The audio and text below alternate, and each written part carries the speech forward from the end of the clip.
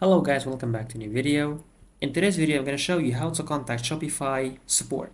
So please don't forget to like and subscribe before we begin, and let's dive in.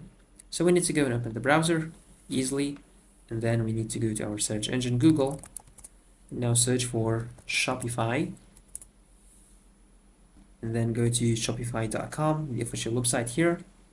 Now just go scroll down here to the end of the page to support, and then choose help center. Now you'll be directed to this help center.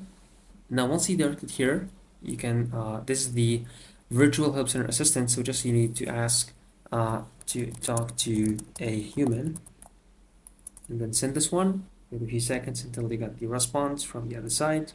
And now you need to select a store to connect with a support advisor. So we click on select store here, and then you must log in and select one of your stores that you have. And so once you log in with one of your stores, you'll be able to communicate with support advisor from Shopify, and that's how you can contact Shopify support. So please don't forget to like the video, subscribe to the channel, and thanks for watching.